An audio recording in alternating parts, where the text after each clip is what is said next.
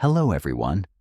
Tonight we'll begin a journey not across distant galaxies or into the heart of a volcano, but into something far more intimate and mysterious, the quiet, ceaseless flow of time. Settle in, find a comfortable spot, and let your thoughts drift. We're not racing anywhere. We're simply letting curiosity become a cozy blanket, wrapping you in a gentle hush. Your mind, a bustling city of worries and to-do lists, can finally find a quiet corner. Just for a while, let's leave the hurried rush of the day behind and step onto a softer path. We'll meander through the universe's most profound questions, not with the urgency of a ticking clock, but with the steady, soothing rhythm of a whispered story. Now, before you go and watch, please take a moment to like and subscribe to this video, but only if you truly enjoy what I do. And as you prepare to drift, tell me, where in the world are you right now, and what time is it for you? We often think of time as a straight line, a constant and unwavering river, always flowing forward. We measure it in seconds, minutes, and hours with the mechanical precision of a stopwatch or the silent tick of a digital display. But what if I told you that this orderly, predictable thing is not what it seems? What if the time you feel and the time that actually exists are two different things? Like a reflection in water versus the object itself. Tonight we begin our journey at the very beginning of that feeling, that deep, primal understanding of rhythm that lives in every cell of your being. Imagine a world before clocks, before calendars, before minutes or hours were even a concept. Imagine a world where the only markers of time were the grand celestial dance above you. This is where humanity's first story of time began. Our distant ancestors huddled by a fire didn't have a phone to check. Their only guide was the slow, majestic rise of the sun and the patient, graceful phases of the moon. They looked up and saw a cosmic ballet, a predictable cycle of light and dark, and in that simple, rhythmic certainty, they found their first comfort. The ancient Egyptians, for example, were masters of this celestial observation. They built towering obelisks, monolithic structures that stood tall and proud against the desert sky.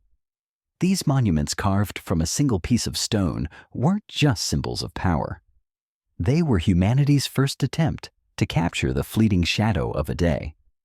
By watching the shadow cast by an obelisk, they could divide the daylight hours into segments. It was a simple system, elegant in its function. A shadow at noon was short, a shadow at dawn, and dusk was long. But this early clock wasn't perfect. The length of a daylight hour changed with the seasons. An hour in the searing heat of summer was quite a bit longer than an hour in the cool brevity of winter. It wasn't exact, not by our modern standards, but it was enough.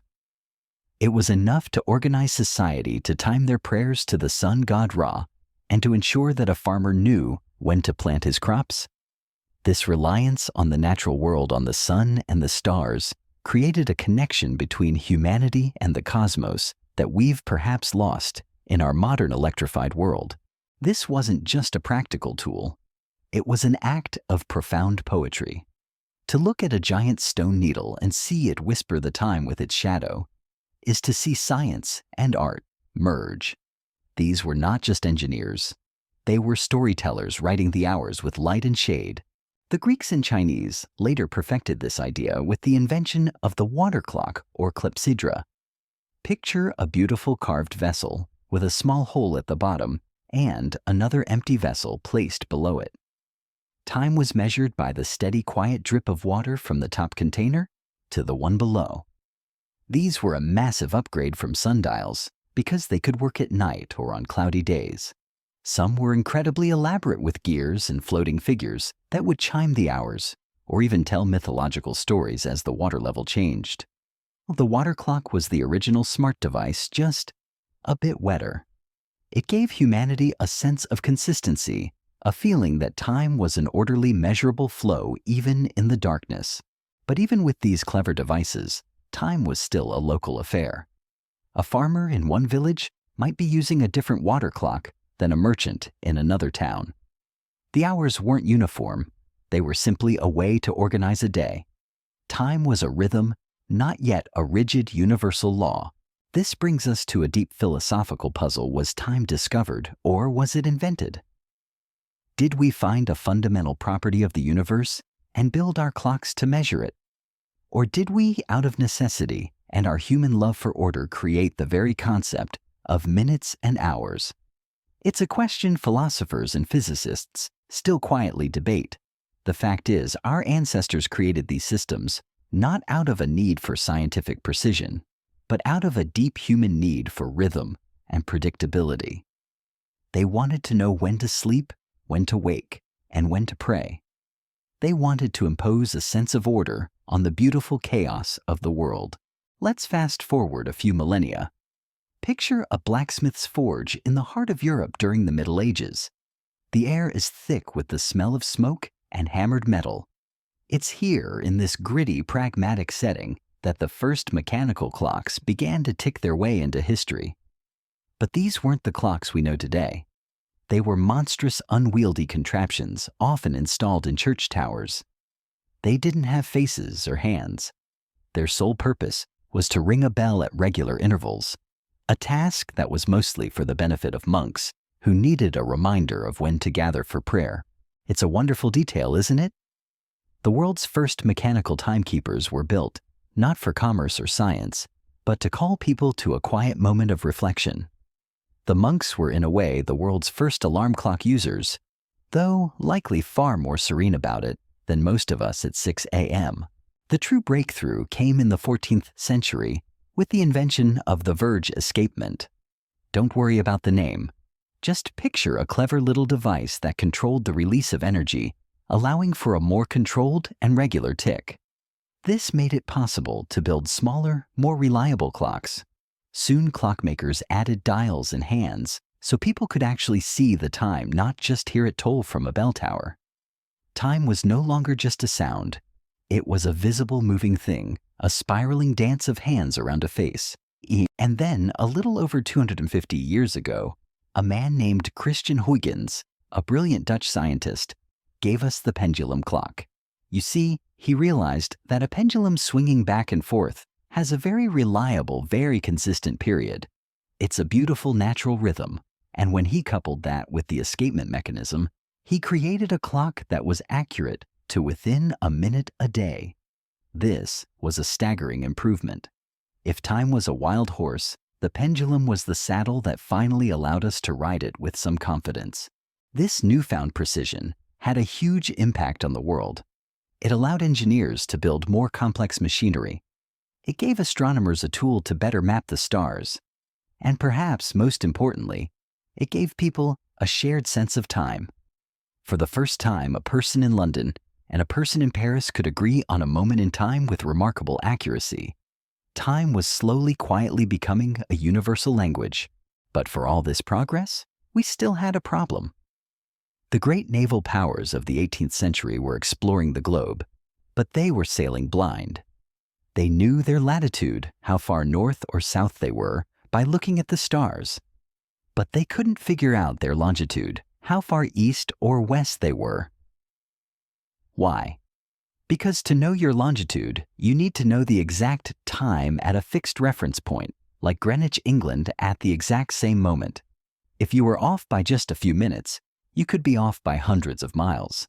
Ships were getting lost running aground, and lives were being lost to this problem. This is where a little-known hero, a simple English carpenter named John Harrison, enters our story.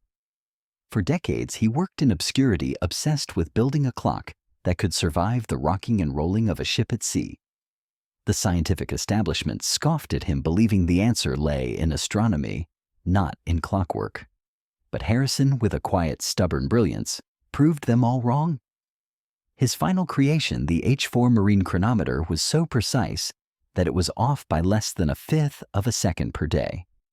It changed navigation forever, allowing sailors to pinpoint their location with an accuracy that was previously unimaginable. Harrison's story is a beautiful, if somewhat frustrating, reminder that sometimes the greatest breakthroughs come not from the academic elites, but from a lone, determined artist working away in his quiet shop and in a quiet corner of the world Away from the dramatic sagas of naval navigation, the Hopi people of North America had a different understanding of time. Unlike many other cultures that saw time as a river or a line, the Hopi language doesn't have words for past, present, or future in the way we do. They don't conceptualize time as a thing that can be counted or saved. Instead, they see it as a process, a continuous becoming. This subtle but profound difference in language shaped their entire worldview, creating a culture focused on the present moment and the process of growth, rather than on a linear progression. This is a topic that continues to spark quiet academic debates, with linguists arguing whether language structures are reality or simply reflects it. This brings us back to the present moment. We've gone from celestial shadows to gears and springs, from a farmer's best guess to a carpenter's obsession. We've seen how our very understanding of time has evolved, becoming more precise, more mechanical, and in some ways less poetic. We can now measure time with an accuracy that would have baffled our ancestors. Today we have quartz crystal oscillators, first developed in the 1920s, that vibrate at an incredibly stable frequency when subjected to an electric current. These vibrations are used to keep time in our watches and computers with far greater precision than anything mechanical. But if you want the most accurate time on Earth, you have to go atomic. Atomic clocks, first developed in the 1950s, measure time using the natural vibrations of atoms, usually cesium or rubidium. A cesium atom, for instance, oscillates exactly 192,63170 times per second. That number isn't just trivia. It's the official definition of a second. These clocks are so precise that if you ran one for 100 million years, it would be off by less than a second. These incredible machines are what make our modern world work. Without them, your GPS navigation wouldn't know where you are, and the internet would grind to a halt. Think about that for a moment. Time, once measured by dripping water and sun shadows, now depends on atoms flipping like microscopic metronomes in high-tech vaults. And yet, despite all this incredible precision, time still feels strangely personal. It speeds up and slows down in our minds. It stretches and shrinks depending on our mood and our age. We can divide it into nanoseconds, but we each live it differently. We may have the most accurate clocks in history, but our internal sense of time is still beautifully, wonderfully, and often delightfully unreliable.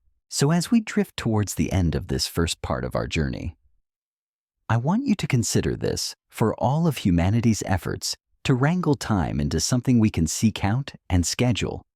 Perhaps the most profound thing about it is not its measurement, but its feeling. We may have invented the clock, but we will never truly escape the river of our own perception. And with that gentle thought, I invite you to close your eyes, slow your breathing, and simply exist in this moment, whatever time your clock says it is. You're lying there, perhaps on a warm bed or in a cozy armchair, and a part of your brain is silently counting. It's ticking. 1 minute, then 2, then 5. Perhaps you're waiting for a cup of tea to cool just enough to drink, or for a microwave to finish its task. And then a strange thing happens. The 15 seconds you spend staring at the microwave can feel longer than an entire conversation with your neighbor. And then when you get lost in a good book, hours can fly by without you even noticing. This isn't a glitch in the clock or a magical trick. This is subjective time, one of the most peculiar and beautiful truths about the human mind. Psychologists have spent decades unraveling this phenomenon, and they've come to a surprising conclusion. How you feel time passes has less to do with the clock and more to do with you. Your mind is a master artisan capable of stretching and shrinking moments at will. It can make a lazy afternoon feel endless and a busy trip vanish in a flash. Think about what you're doing right now. You are listening. Your mind is engaged. It's busy processing a stream of words, images, and ideas. It's working, and when it's working, it doesn't bother to count. When your mind is fully absorbed in an experience, it doesn't need to keep track of time. It's like an artist painting a masterpiece, so consumed by the strokes of the brush that they forget the world around them. And as a result, time seems to vanish. This phenomenon is sometimes called the flow state, a concept coined by psychologist Mihaly Csikszentmihalyi. It's a state of complete immersion in the present, where your sense of self and time fades into the background. You are no longer a person doing a task. You are the task itself. Now contrast that with another experience. Imagine you're in a waiting room at the doctor's office. The walls are beige, the magazines are ancient, and there is a large wall clock, its second hand moving with a slow, torturous rhythm, as if it's competing for the title of the world's most annoying sound. Every second matters, and you become acutely aware of each one. 15 minutes in there can feel like half an hour. Why? Because your mind is starved for stimulation. When nothing engaging is happening, your attention turns inward, and when you have nothing to do, you do what humans are best at: counting time. You are waiting, and the act of waiting makes you more aware of time's passage. Novelty also plays a crucial role in the game of time. When you encounter something new or unfamiliar, your brain has to work in overdrive to process and store all the information. It records every detail, every sensation, every sound. It's like a movie camera switching to slow motion, meticulously capturing every frame.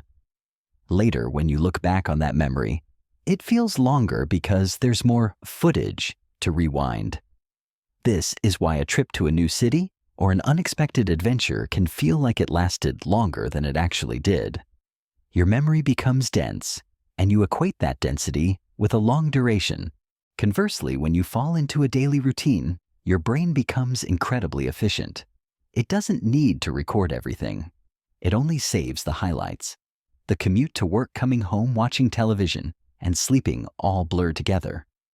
You have fewer mental bookmarks, fewer detailed memories. The days blend into each other, and it creates the illusion that time is speeding up. This is the simple yet profound reason why childhood summers felt so long. Everything was new. Your brain was constantly learning and logging every moment, every scraped knee, and every whispered secret. As we age, our routines set in, and our brains get better at compressing memories. Fewer highlights, shorter reels.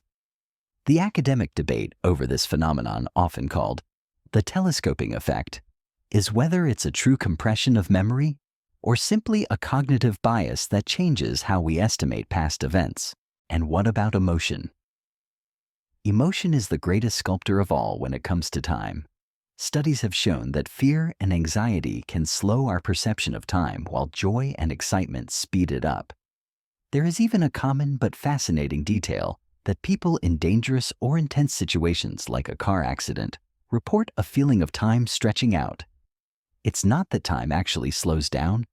It's that your brain, under immense stress, goes into overdrive, creating a denser memory with more details per second.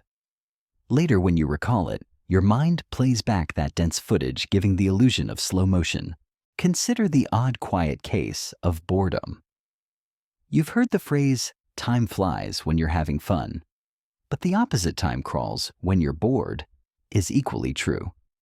Neuroscientists have discovered that when we're bored, the brain's internal pacemaker, or yes, that's a real term, becomes more active. It's like a drummer in your head tapping out every single beat of a dull moment. This creates more pulses in our perception, making time seem to drag on. It's a beautifully frustrating dance between your mind and the clock, a quiet protest against the mundane. Our cultural background and language can also influence how we perceive time. In English, we often talk about time as if it's a resource we can spend, save, or run out of. We say, I don't have enough time, or I'm running out of time.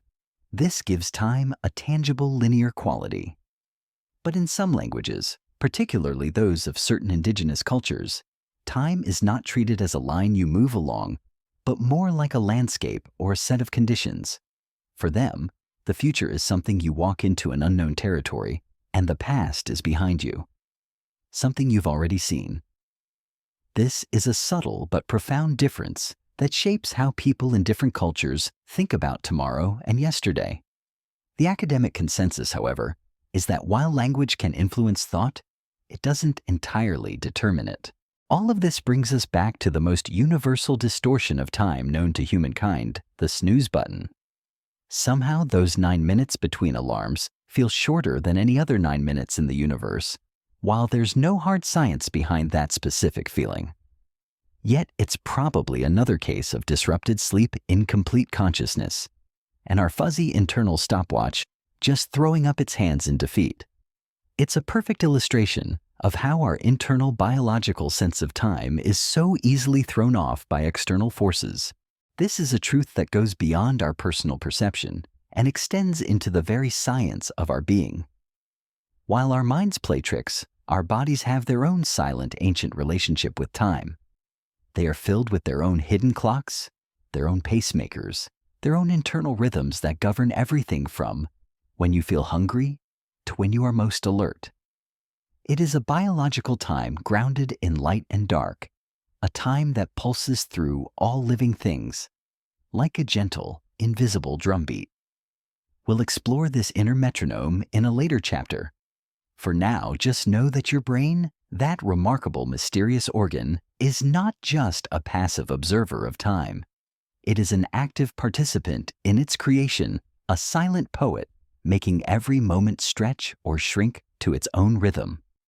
And with that, let your own internal rhythm slow. Let your breathing deepen and allow yourself to simply be in this moment, a quiet observer of your own mind. Settle in deeper if you can, and let's continue our quiet journey into the very architecture of your mind. We've already seen how the present moment stretches and shrinks. But what about the past? Why do some moments feel like they happened just yesterday, while others equally recent seem to belong to another life entirely? Why does a childhood summer filled with lazy days and fireflies feel like it lasted an eternity, while a decade of adulthood seems to have vanished in a blink? The answer, as it turns out, lies not in the ticking of a clock, but in the quiet, magnificent work of your brain. Your brain is not a camera. It doesn't simply record a continuous stream of events. Instead, it's more like a film editor, and a very peculiar one at that. When you experience something new or unfamiliar, your brain goes into overdrive, capturing and storing a wealth of detail. It's like it's saying, "Whoa, this is important. I need to remember everything."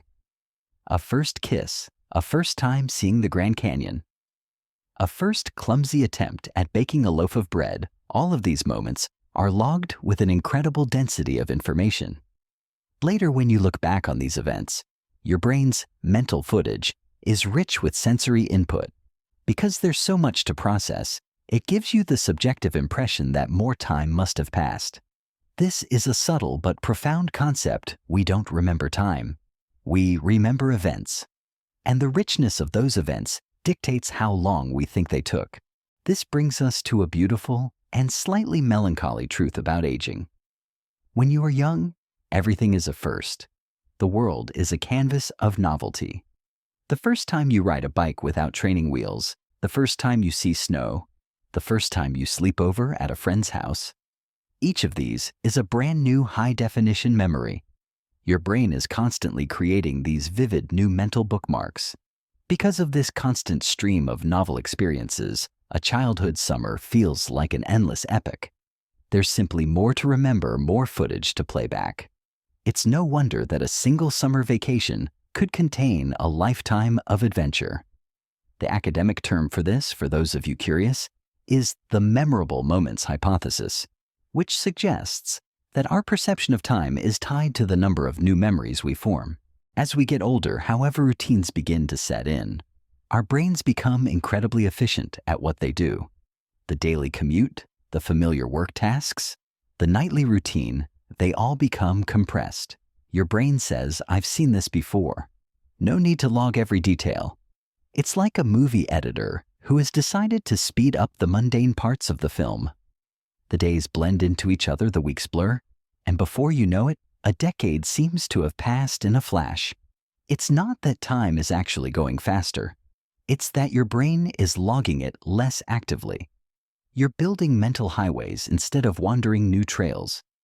This is a truth that has been quietly studied by cognitive scientists for decades. And while the name for the phenomenon, the compression of experience, lacks poetry, the concept itself is beautiful. The less we have to remember, the faster the past seems to fly by. This is a phenomenon that you can test for yourself. Think about the past month. Can you recall a specific day from 3 weeks ago? Or does it all blend together? Now think about a particularly eventful vacation or a week filled with unusual experiences. The memories are likely sharper, more distinct, and the period itself feels longer in retrospect. This is a subtle but universal trick your brain plays. Let's shift our gaze from memory to emotion. Emotion, perhaps even more than novelty, has a powerful effect on our perception of time. When we are experiencing great joy or excitement, time often feels like it speeds up. Think of a first date that goes so well that you're shocked when you see the clock. Or a concert where the last song seems to arrive far too quickly. Your mind is so focused on the positive stimulation, the laughter and the connection, that it doesn't bother to keep a tally of the minutes. On the other end of the spectrum is fear and anxiety. When we are in a state of high alert, time seems to stretch out sometimes to a terrifying degree. This isn't just a dramatic storytelling device. It's a very real psychological phenomenon. There's a popular detail often cited in anecdotes where people who have been in car accidents or near misses report that the event unfolded in slow motion. Their brain, under extreme stress, created a denser memory capturing more frames per second, so to speak. Later, when they recalled the event, it played back in a sort of slow-motion replay. Interestingly, however, scientists have tested this in labs using things like bungee jumps and simulated free falls, and found that while people remember the event as being longer, they don't actually perform better during it. Their reaction times don't slow down. Their memory simply creates the illusion that it did. So while your memory might say, "That was the longest roller coaster drop of my life," your stopwatch says, "Actually, it was 3.2 seconds. Still impressive, but not Matrix level." This brings us to the subtle but powerful interplay between our internal and external worlds. Our modern lives are ruled by clocks and schedules. We live by the minute. Our days are chopped up into precise segments for work, for meals, for appointments. But inside us, a more ancient, more fluid rhythm still holds sway. It's a rhythm governed by the slow rise and fall of the sun, by the cycles of hunger and rest, and by the ebb and flow of our emotions. When these two rhythms, the mechanical and the biological, are in harmony, we feel a sense of peace. But when they clash, when we're trying to force our bodies to stay awake, when they crave rest, or to rush through a moment of joy, we feel a subtle sense of stress and unease. Consider the simple act of waiting. Waiting is the great magnifier of time. Whether it's waiting in a long line for a text back from a loved one or for the results of a test, the act of not being able to move forward makes us hyper-aware of every passing second. Our minds have a natural desire to be productive, to be in motion. When that motion is halted, we become stuck in a state of hyper-awareness, and time, that old trickster, seems to slow to a crawl. This is an experience that transcends culture and language. A person waiting for a train in Tokyo feels the same slow-motion dread as a person waiting for a bus in New York. The stillness of the moment is a universal language of discomfort. The debate among academics is whether this feeling of time slowing down is simply a cognitive bias, or if it's tied to a deeper, more fundamental mechanism of perception. There is a specific, obscure academic detail that a certain kind of neuron called a time cell in the hippocampus fires at specific intervals after an event has occurred. The more detail our brains log, the more of these time cells fire, creating a dense pattern that later feels like a longer duration. So, while our clock says one thing, our neurons are whispering another. The historical truth is that the concept of time as a solely mechanical external force is a relatively recent invention tied to the Industrial Revolution and the need for factory workers to be synchronized. Our ancient brains, however, never fully got the memo. So as you lie there, and the clock on the wall or on your phone continues its steady tick, remember this: the time you are experiencing is not just a number, it is a feeling. It is a story woven from the threads of your memory, your emotions, and your attention. It speeds up with joy, slows down with fear, and seems to vanish with focus. It is wonderfully illogical, beautifully inconsistent, and deeply, profoundly human. And that perhaps is its greatest magic. The quiet mystery deepens, and we'll now turn our attention to the peculiar and often frustrating relationship between time and boredom. You've heard the phrase, time flies when you're having fun. But its silent, equally true twin is time crawls when you're bored. Neuroscientists, those patient cartographers of the mind, have discovered that this isn't just a feeling. It's a physiological reality rooted in your brain's internal metronome. Picture your brain as a great ancient clockmaker. In a healthy, well-adjusted brain, there's a small, intricate network of regions, the basal ganglia and the cerebellum, that act like an internal pacemaker. This system, which scientists call the internal clock, generates a steady rhythmic stream of neural pulses. When you are engaged, your attention is focused outward on the task at hand. Your brain is happily busy, and it doesn't need to consciously listen to this internal ticking. It's like being at a lively party. You don't hear the individual beats of the background music, you only feel the overall rhythm. But when you are bored, the opposite happens. Your brain, starved for external stimulation, turns inward. It suddenly becomes hyper-aware of its own internal metronome. That steady, gentle stream of pulses now feels like a loud, incessant drumbeat, tapping out every single beat of a dull moment. It's like leaving the lively party and walking into an empty room with only a single, overly enthusiastic drummer. Your brain, with nothing else to do, becomes an obsessive clock watcher, and time, that old stubborn pot, refuses to boil. This creates the sensation of time dragging on minute by minute, hour by hour. It's a kind of quiet protest from your own neurobiology. This is why waiting for a kettle to boil or a web page to load feels like an eternity. Your mind is waiting, and because there's no distracting activity, it has nothing to do but count the seconds. It's a subtle but universal form of mental torture that we all experience, and it's not just a human phenomenon. Studies on animals have shown that they too have a sense of subjective time. For example, a rat trained to press a lever for food at a specific time will become more and more anxious as the time approaches, showing that they are not just reacting to a cue, but have an internal sense of timing. This internal clock also explains a fascinating paradox related to fear. While boredom makes us hyper-aware of time, fear can make us feel as though time is slowing down. In a life-threatening situation, your brain floods your system with hormones like adrenaline, which puts your senses on high alert. Your brain goes into a sort of overdrive mode, trying to capture as much detail as possible to process the threat. This leads to the illusion of slow motion. It's not that time is actually slowing down, a truly bizarre concept that physics would disagree with, but that your brain is simply recording more mental footage per second. Later, when you recall the event, that rich, dense memory gives the subjective impression of an elongated experience. It's a wonderful little lie that your brain tells you to help you survive. It's like a hidden feature, and a very good one at that, designed by millions of years of evolution. The question of why our internal clock is so easily manipulated by emotion and attention has led to a number of ongoing academic debates. Some theorists argue that there isn't one single internal clock, but rather a network of distributed systems across the brain.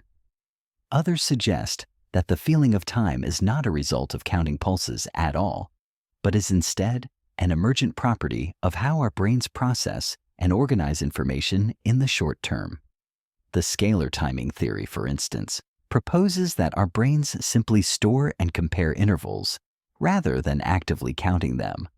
It's like having a mental stopwatch that doesn't start from zero every time but simply compares the duration of one event to another. Let's pause on a strange historical detail. Before the invention of clocks that could accurately measure minutes and seconds, medieval European society had a very different relationship with time. The hours were often referred to by a prayer or a meal. For example, they might say, "I'll meet you at Vespers," or "We'll eat at Compline." Time wasn't a universal abstract concept. It was a specific tangible event. A person in one town might not have the same hour as a person in another town. This fluid event-based time was perfectly sufficient for a rural agricultural society. But as society became more industrialized and people began working in factories, they needed to be synchronized. The trains needed to run on time and the factory shifts needed to start and end at the same moment. This new need for synchronization led to the widespread adoption of clocks and the concept of a rigid standardized time. The rise of standardized time was a fundamental shift and a very recent one in human history. It gave us a sense of order and control, but it also took something away. It took away the quiet personal and subjective nature of time that had existed for thousands of years. We replaced the rhythm of the sun and the moon with the relentless tick of a mechanical clock. We traded a feeling for a number. This is a topic that continues to spark quiet academic debates with historians arguing whether the standardization of time was a liberation or a form of subtle imprisonment. And yet, for all our technological precision, our bodies still operate on a more ancient biological time. Your body is a master timekeeper thanks to an intricate system called the circadian rhythm. This is the 24-hour cycle that helps regulate everything from your sleep and body temperature to your hormone levels. It's why you feel sleepy at night and alert in the morning.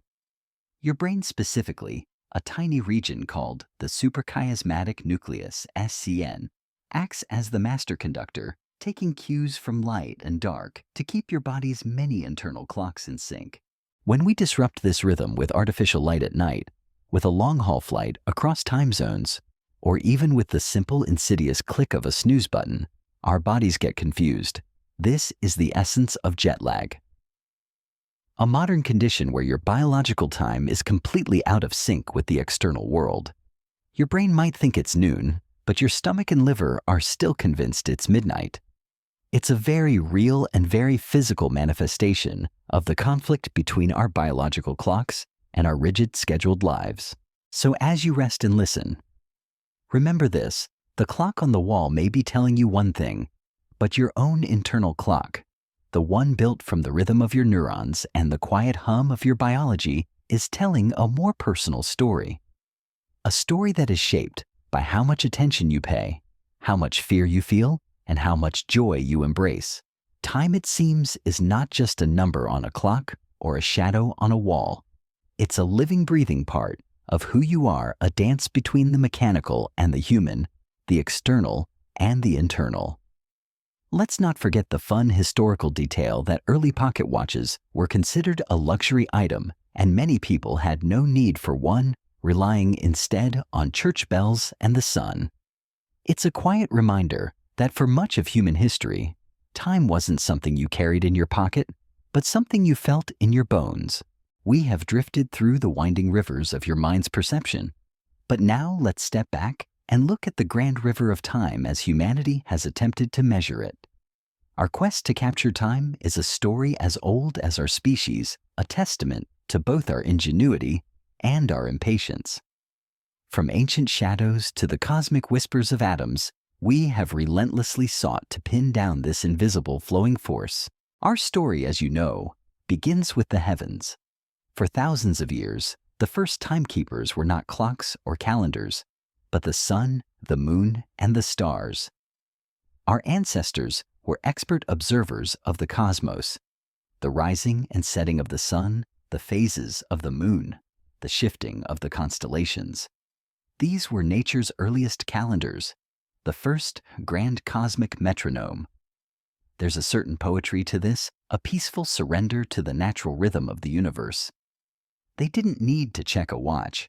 They simply looked up, The ancient Egyptians were among the first to formalize this cosmic observation. Around 1500 BCE, they built towering obelisks that acted as giant sundials. By tracking the movement of a shadow cast by these beautiful monolithic structures, they could divide the daylight into segments. It was an elegant, if imperfect, system. A key historical detail is that the length of these hours changed with the seasons. An hour in the long days of summer was considerably longer than an hour in the brief cold days of winter. It wasn't about standardized precision. It was about organizing a day based on the available sunlight. This system was sufficient for farming prayer and general social order. They were, in essence, our first public timekeepers, whispering the hours with a slow-moving shadow. The search for greater consistency led to a truly fascinating invention, the water clock, or clepsydra. Used by the Egyptians, Greeks, and Chinese, these devices measured time by the steady flow of water from one vessel to another. They were a significant upgrade from sundials because they were consistent and, more importantly, could work at night or on cloudy days. Some of these water clocks were surprisingly intricate, with gears and figures that would chime the hours or even ring bells.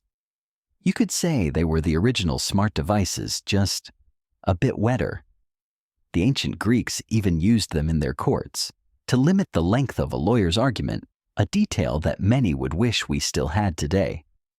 The ongoing academic debate here is whether this invention was a purely practical tool or also a philosophical one, a way to visualize time as a steady, measurable resource. Meanwhile, on the other side of the world in Mesoamerica, the Maya developed intricate calendar systems that tracked lunar and solar cycles with astonishing accuracy. Their long count calendar could measure spans of time covering thousands of years.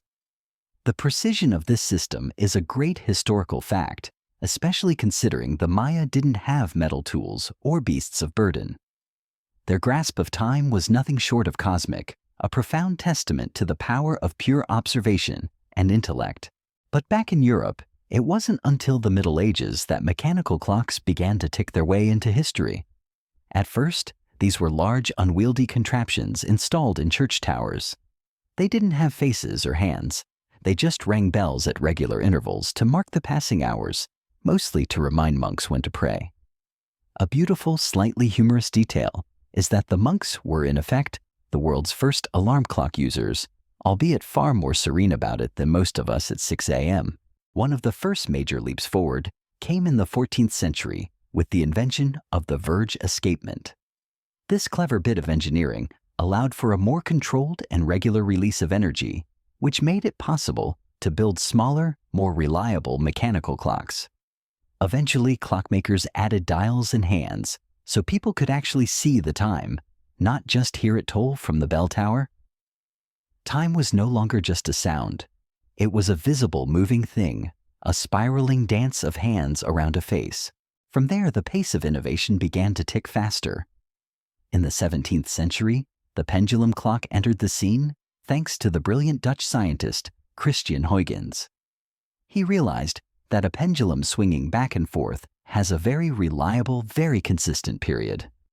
When he coupled that with the escapement mechanism, he created a clock that was accurate to within a minute a day, a staggering improvement over earlier designs that could drift by hours. If time was a wild horse, the pendulum was the saddle that allowed us to ride it with more confidence. The need for even more precise timekeeping became critical during the age of exploration. Sailors desperately needed to know their longitude, and that required knowing the exact time at a fixed reference point, like Greenwich, England, no matter where they were on the ocean. The problem was that the rocking and rolling of a ship made most clocks useless. This is where John Harrison, an English carpenter, enters our story. For decades, he worked in obscurity, obsessed with building a clock that could withstand the rigors of the sea. His final model, the H4 marine chronometer, was so precise that it changed navigation forever. His story is a wonderful, if somewhat frustrating reminder that sometimes the greatest breakthroughs come not from the academic elite, but from a lone, determined artist working away in his quiet shop. The academic debate over whether Harrison was a genius or simply a tenacious tinkerer, rages quietly on. By the 20th century, we entered the age of quartz. Quartz crystal oscillators, first developed in the 1920s, revolutionized timekeeping. When subjected to an electric current, a quartz crystal vibrates at an incredibly stable frequency. These vibrations are used to keep time with far greater precision than anything mechanical. Suddenly, clocks and watches could be cheap, portable, and accurate enough to keep the trains running on time, or at least give us no excuse when they didn't. But even quartz has its limits. If you want to know the most accurate time on Earth, you have to go atomic. Atomic clocks, first developed in the 1950s, measure time using the natural vibrations of atoms, usually cesium or rubidium. A cesium atom, for instance, oscillates exactly 192.631 times per second. That number isn't just trivia. It's the official definition of a second. These clocks are so precise that if you ran one for 100 million years, it would be off by less than a second. These incredible machines are what make our modern world work.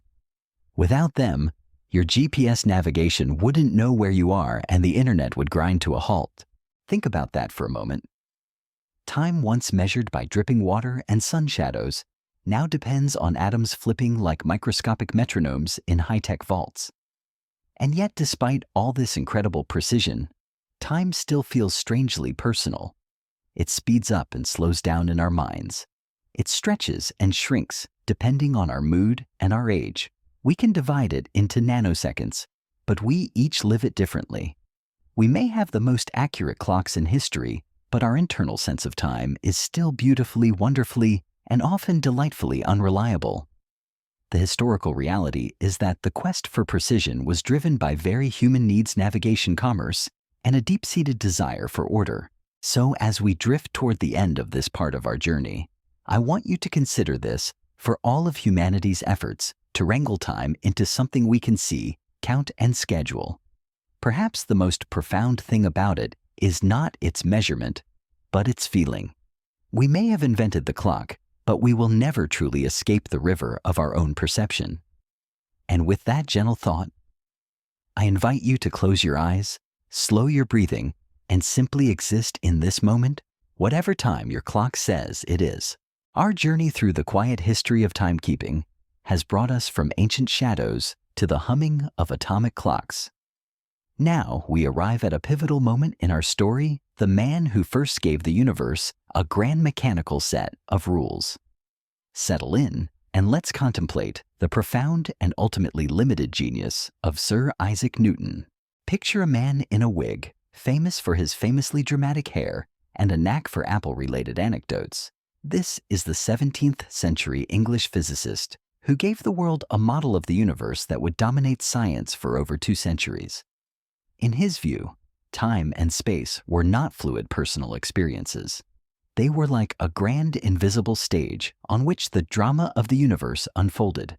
The actors' planets, apples, cannonballs, and eventually steam engines moved about, but the stage itself never changed. Time in this picture was absolute. It ticked along at a constant rate everywhere for everyone forever. It was not a feeling, but a fundamental property of the cosmos. In his own words, as serene and unyielding as his physics, Newton described it as absolute true and mathematical time of itself, and from its own nature flows equably without regard to anything external. In other words, time is like a great invisible river that flows at a steady pace, regardless of whether anyone is watching, counting, or floating along in a canoe. It made intuitive sense. You drop an object today or tomorrow here or in another city, and Newton's equations could tell you exactly where it would be at any point in time, assuming you had enough coffee and a solid grasp of calculus. Newton's absolute time gave scientists a powerful tool. It allowed them to describe motion in precise terms, to synchronize events, and to create reliable predictions. If you wanted to calculate the orbit of a planet or the swing of a pendulum, you could now plug it all into one neat mathematical framework.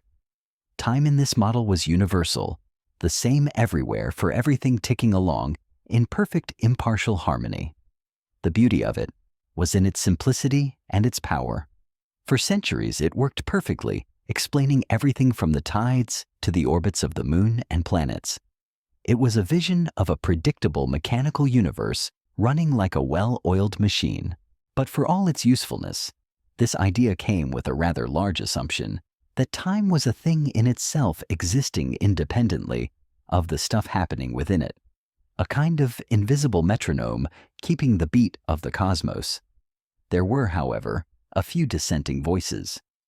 The philosopher Gottfried Wilhelm Leibniz, Newton's intellectual rival and a co-inventor of calculus, didn't buy into the idea of absolute time. Leibniz argued that time was not some universal backdrop, but a measure of change, a way of describing the order of events. Without events, he claimed there is no time. It's not a thing on its own, but a relationship between things. Imagine a clock in a completely empty universe, ticking away in total silence and darkness. For Newton, that clock is still measuring time. For Leibniz, it's just a fancy paperweight with no one to notice. To him, time only has meaning when things happen. Newton wasn't having it. He insisted that time was real and flowed regardless of what was going on, which, to be fair, does match the feeling of waiting for a pot to boil. The historical debate between Newton and Leibniz, a quiet but fierce intellectual rivalry, is a key moment in the history of science and philosophy, with their different views shaping how we think about space and time even today. The academic consensus is that while Newton's model worked for everyday life, Leibniz's relational view of time was in a way closer to the truth, as we'll see later. Newton's ideas eventually became the foundation of what's now called classical mechanics, and for a very long time, classical mechanics worked beautifully. It could describe the motion of falling objects, swinging pendulums, and the orbits of the moon and planets, and even with enough effort, the motion of a juggling unicyclist. It's worth pausing to admire just how successful Newton's framework was. For hundreds of years, scientists relied on his absolute time and space to explore the natural world. Clocks became more precise. Navigation improved, engineering leapt forward, and steam trains ran on time, or at least had a better excuse when they didn't. But here's the twist. As good as Newton's model was, it eventually started to crack under pressure. In the 19th century, scientists studying light and electromagnetism noticed strange things. Experiments suggested that the speed of light was always the same no matter how fast you were moving. That didn't make sense in Newton's universe. If a car speeds up, it should catch up to light a little more quickly. Right. But it didn't. The light always sped away at the same pace. This problem simmered for a while, a quiet puzzle in the elegant mechanical universe of Newton, until a young patent clerk named Albert Einstein stepped in. We'll leave his entrance for another chapter, but suffice it to say he would take Newton's absolute time, give it a polite nod, and then turn it completely upside down. The academic debate here is whether Newton's model was fundamentally flawed or simply an approximation that worked well for our everyday experiences. Still, Newton's idea of time as an ever-flowing universal quantity left a deep imprint on our culture. We still speak of time as something we can waste, spend, or save, all phrases that make sense if time is a commodity trickling away. Our workday school bells and microwave settings all run on the belief that time ticks the same for everyone. And in many everyday situations, that's still perfectly true. When you're baking a cake, catching a bus, or trying to remember when your online order is due, Newton's time works just fine. It's only when we start dealing with high speeds, strong gravity, or extremely small scales that Newton's beautiful picture begins to blur. So in the grand story of time, Newton gave us a solid middle chapter, a vision of a predictable mechanical universe running like clockwork. He brought order to the cosmos and made time something we could measure, trust, and if only briefly understand. But time, as we'll see, has more than one personality, and while Newton's time is wonderfully logical, the universe may not be quite so straightforward. The final whimsical detail is that Newton himself was also deeply interested in alchemy and religion, showing that even the mind that gave us the most rigid view of time also sought a deeper, less logical truth. If Isaac Newton imagined time as an endless river flowing at a steady pace for everyone, then Albert Einstein came along and said, "Actually, it's more like a wibbly-wobbly trampoline." That's not a direct quote, but it's surprisingly close to the truth. In the early 20th century, a young patent clerk with a quiet brilliance began to rethink everything we thought we knew about time. He upended our understanding of reality with a set of ideas so radical they reshaped the very fabric of existence. He called it relativity, and it came in two parts: special relativity and later general relativity. Both of them had plenty to say about time, none of it particularly intuitive. Let's begin with special relativity, published in 1905, when Einstein was just 26 and working at the Swiss Patent Office, probably spending his lunch breaks rewriting the universe. One of the key ideas of special relativity is that the laws of physics, including the speed of light, are the same for all observers, no matter how fast they're moving. Now, this causes a problem for Newton's absolute time. In Newton's world, if two people are moving at different speeds, they still agree on when things happen. But in Einstein's world, that's not necessarily true. Events that appear simultaneous to one person might not look simultaneous to someone moving at a different speed. This leads to one of the strangest consequences of special relativity time dilation. Simply put, the faster you move, the slower time passes for you relative to someone standing still. If you were to board a spaceship and zoom off at near light speed, your onboard clock would tick slower than the one back on Earth. You'd age more slowly, your hair would take longer to grow, and you'd miss entire seasons of your favorite shows. This isn't just science fiction, it's been observed. A famous historical fact is that in 1971, two physicists, Joseph Haffel and Richard Keating, flew atomic clocks around the world on commercial airplanes. When they compared the airborne clocks to identical clocks that stayed on the ground, the airborne ones had ticked ever so slightly more slowly. Not enough to notice unless you're very punctual and have a very precise clock, but enough to prove that time really does slow down with speed. Then there's the famous twin paradox. Imagine two identical twins, Bob and Jane. Jane boards a spaceship and flies around the galaxy at a very high speed. Bob stays home, feeds the cat, and waits.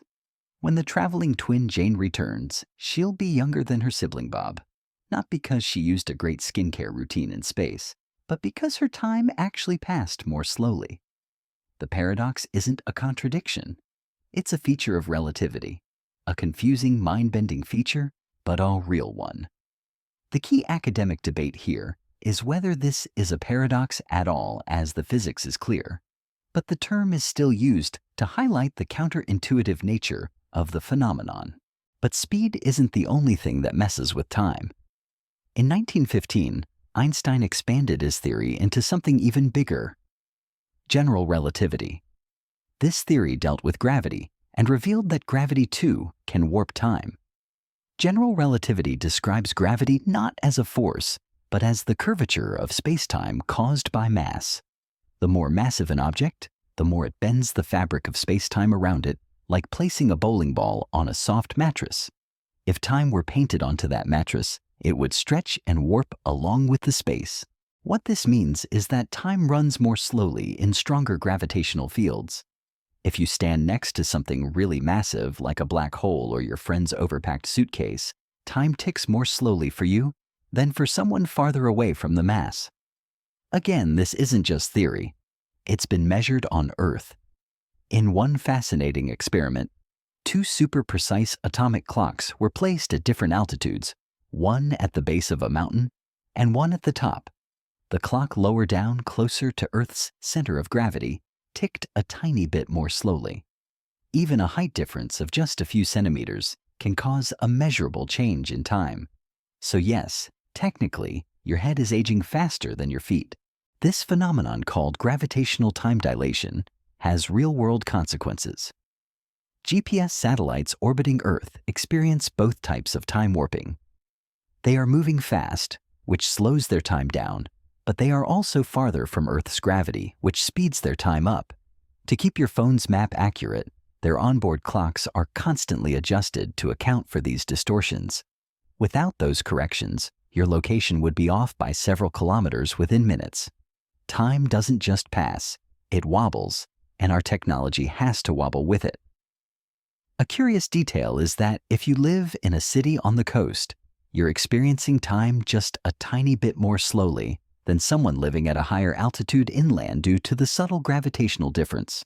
So what does all this mean for our understanding of time? Einstein showed us that time isn't an absolute universal river. It's more like a stretchy fabric woven together with space itself. It can expand, contract, bend, and twist depending on speed and gravity. And that means your time, the pace at which you experience the universe, depends on where you are and how you move. It's a deeply strange idea, but also kind of beautiful. Time is no longer the same for everyone everywhere. It's personal, relational, a bit like your taste in tea. Einstein's work didn't just rewrite physics textbooks. It changed how we see reality itself. Time is not a fixed background. It's part of the dance shifting with the rhythm of matter and motion.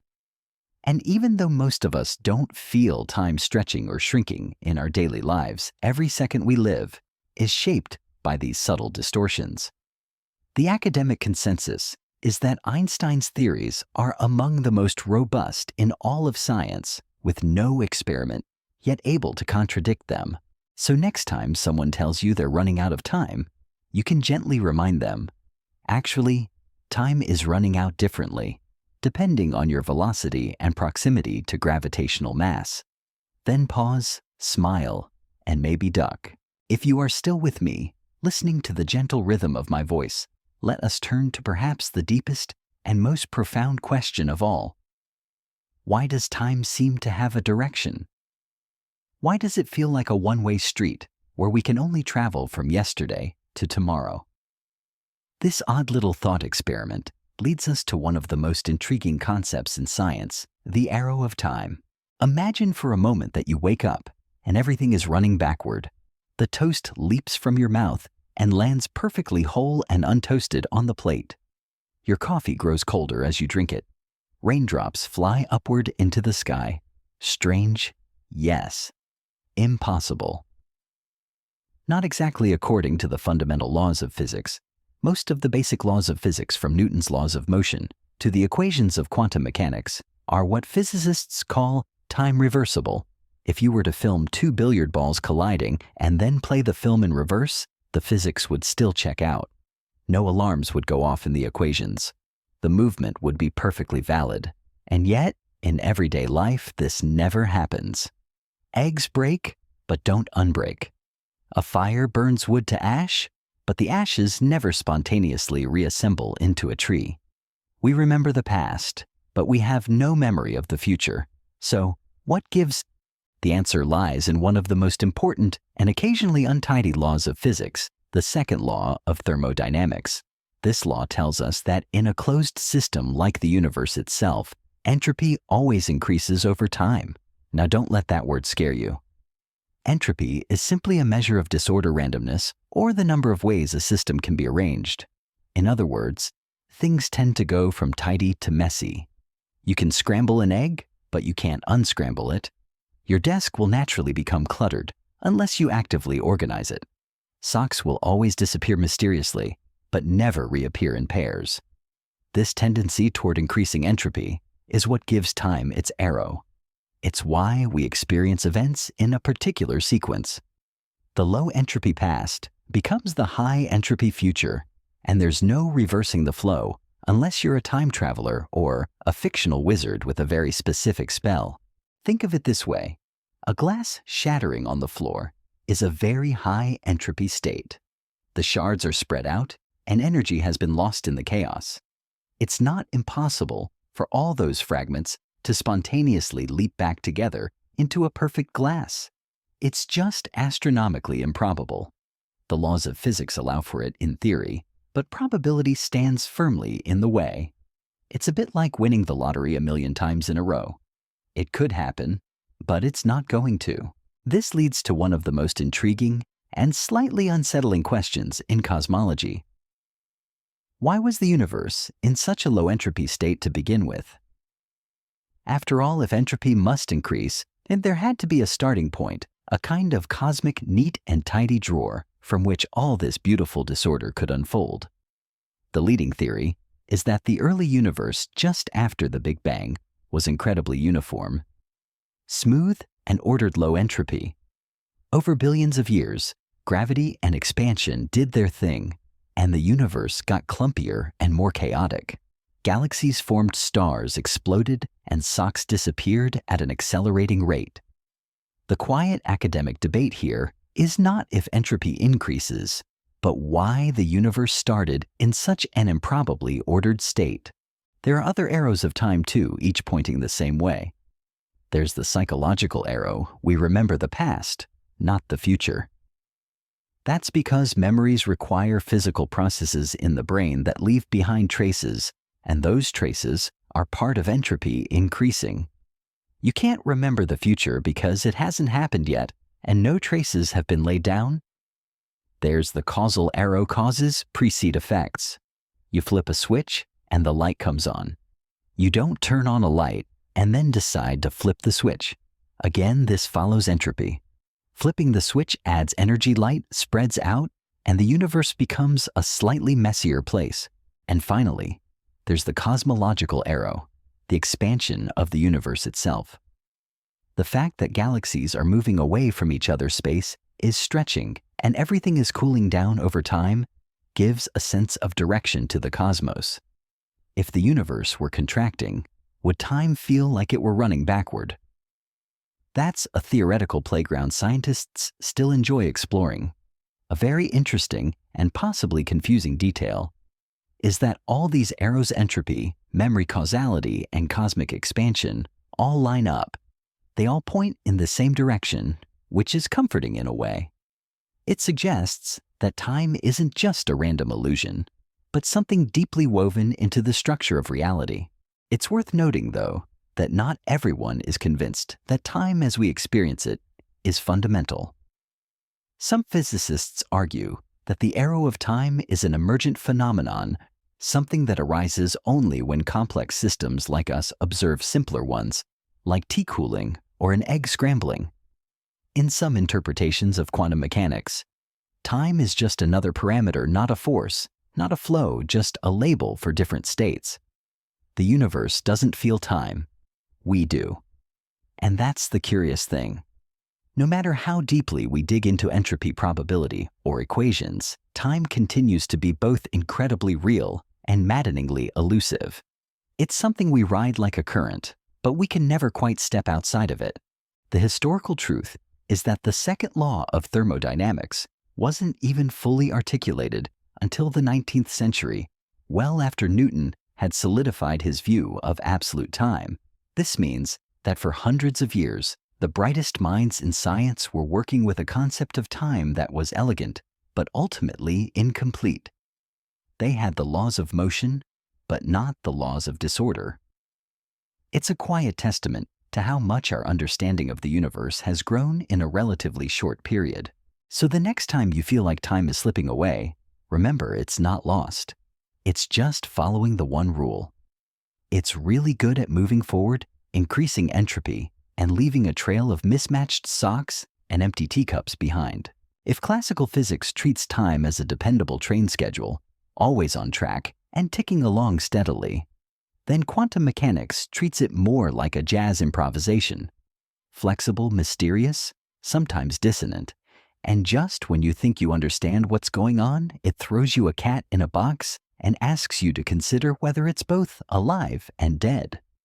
Welcome to the quantum world, where reality gets fuzzy and time becomes more of a polite suggestion than a fixed rule. In the classical universe, you can point to an object and say, it's right there doing that at this exact moment. But in the quantum realm, particles don't have neat, precise positions or momentum. Instead, they exist as probability waves, mathematical clouds of where they might be and what they might be doing. A particle is not a single point, but a potentiality, a shimmer of possibilities until you observe it. So where does time fit into all this? Surprisingly, time doesn't play the starring role in quantum mechanics that it does in classical physics or general relativity. In fact, it mostly shows up as a background parameter, something we plug into the equations to keep things moving, like pressing play on a simulation.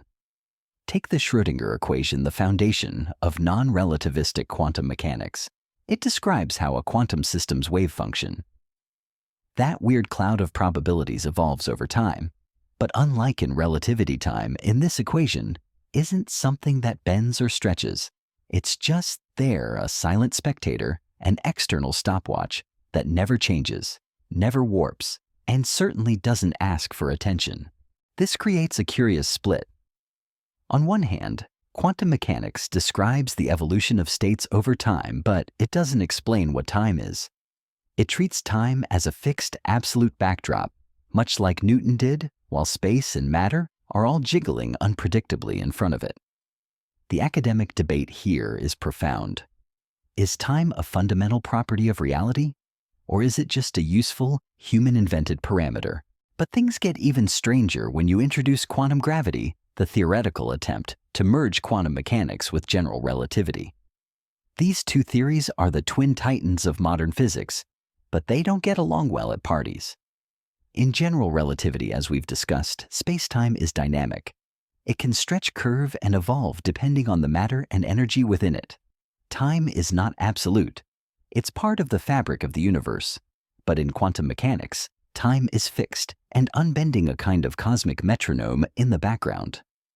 Trying to unify these two views is like trying to choreograph a ballet using instructions from a heavy metal concert.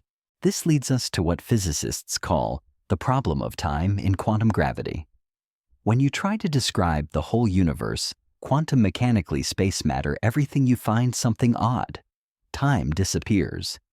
One of the equations that pops up in quantum gravity is the Wheeler-DeWitt equation, which attempts to describe the quantum state of the entire universe. It looks a lot like the Schrödinger equation, but without any time variable. It's timeless. There's no past, no future, just an eternal present, a giant now. So what's going on? Is time real? Or is it just an illusion created by the way we experience change? Some physicists believe that time is emergent, not a fundamental part of reality, but something that appears when you zoom out far enough. Like temperature, an individual molecule doesn't have a temperature, but when you group trillions together, temperature emerges as a useful description. In the same way, time might emerge from the complex interactions of many quantum systems. Others look to entanglement, the bizarre quantum phenomenon, where two particles become linked and can influence each other instantly, even across vast distances. Some theories suggest that the arrow of time, and maybe even time itself, could arise from the growth of quantum entanglement. The more tangled the universe becomes, the more time seems to flow. And then there's the many worlds interpretation. In this view, every quantum event, every coin flip, every measurement causes the universe to branch into multiple parallel realities. There's no randomness, just an infinite splitting of timelines. Time in this view isn't a river. It's a vast, ever-branching tree. Every decision you make creates a new twig. Somewhere out there, there's a version of you who didn't forget their umbrella this morning. A whimsical but mind-bending thought. The academic debate over these interpretations is fierce, with no single theory winning out. But if time is such a shaky concept at the quantum level, why does it feel so solid to us? Well, we live in a world where countless quantum interactions average out into a smooth, reliable reality. Our brains, made of trillions of particles and neural circuits, are hardwired to perceive cause and effect. We wake up, brush our teeth, eat breakfast, and head to work. Hopefully in that order. Time for us is a story, a sequence of events that gives meaning to change and storytelling. As it turns out, is something humans are exceptionally good at. We string events together into memories, we imagine futures, we define identities through time, past, present, and hopes for what's next. Whether or not time is fundamental, we certainly treat it as real. Still, quantum mechanics reminds us that underneath that comforting narrative lies something far more elusive. Time may not be the ticking of a clock or the turning of a page, but the unfolding of possibilities, the evolution of probability, the hum of reality tuning itself ever so slightly with every passing moment. The historical truth is that quantum mechanics was developed without a complete understanding of gravity, a tension that has defined the last century of physics. It's a quiet testament to the fact that we have two wildly successful theories that seem to be telling us contradictory things about the most basic nature of reality. So while your wristwatch says it's 10 minutes to midnight, quantum physics whispers, well, yes, from a certain point of view, time isn't just something tracked by ticking clocks or orbiting planets. It's also humming quietly inside you in your cells, your sleep, your appetite, and even your mood. Whether you're a night owl, an early bird, or a perpetually groggy pigeon, your body is running on its own internal clock, and it's a very old one. This internal clock, or more precisely a network of them, is what scientists call the circadian rhythm, from the Latin circa diem, meaning about a day. Circadian rhythms are the biological processes that follow a roughly 24-hour cycle. They regulate everything from when you feel sleepy to how your body processes food, and they're found in nearly all living things. Humans, plants, animals, fungi, even some bacteria, if it's alive and vaguely organized, it probably tells time. The master conductor of your circadian orchestra is a tiny region in your brain called the suprachiasmatic nucleus, or SCN for short. It's located in the hypothalamus, just above the point where the optic nerves cross a very strategic position because it allows your body clock to sync up with light. When your eyes detect sunlight in the morning, the SCN gets the memo and sends out signals to adjust everything from hormone levels to body temperature. It's like your brain's version of tapping the snooze button on the sun. One of the SCN's most important jobs is controlling the release of melatonin, often called the sleep hormone. Melatonin levels rise in the evening, helping you feel drowsy and fall asleep, and fall in the morning to help you wake up. It's your body's way of saying, hey, maybe don't watch another episode right now. Whether or not you listen is another matter entirely. But here's the thing. While your circadian rhythm runs on a roughly 24-hour cycle, it's not exactly 24 hours. A fascinating historical detail confirmed by modern science is that most humans naturally run a little long, about 24.2 hours, give or take. This means that left entirely to our own devices, like in a cave with no clocks or light, we'd gradually drift out of sync with the actual day. Light exposure is what keeps us anchored. Morning sunlight resets the clock daily, keeping us in harmony with the Earth's rotation, or at least vaguely within range of our morning alarms. Disrupt this delicate system, and things get weird. Enter jet lag, humanity's least favorite travel souvenir. Jet lag happens when your internal clock is out of sync with your external environment. Say when you fly across several time zones in a few hours. Suddenly your brain thinks it's midnight when it's actually lunchtime, and your stomach, liver, and even your immune system are all deeply confused. That's because different parts of your body adjust to new time zones at different speeds. Your brain might reset quickly, but your digestive system might still be living in last week's time zone, wondering why dinner smells like airport pretzels. Another modern culprit is artificial light. Before electric lighting, humans were largely guided by natural daylight. We woke up with the sun and got sleepy when it set a rhythm still preserved in traditional societies with little exposure to artificial light. But today we're surrounded by screens and bulbs that emit blue light, which tricks our brains into thinking it's still daytime. This can suppress melatonin production and shift our circadian rhythm, later making it harder to fall asleep and more difficult to wake up. It's not so much that we're night owls now. It's more like we've invited a neon owl into our living rooms and handed it the remote.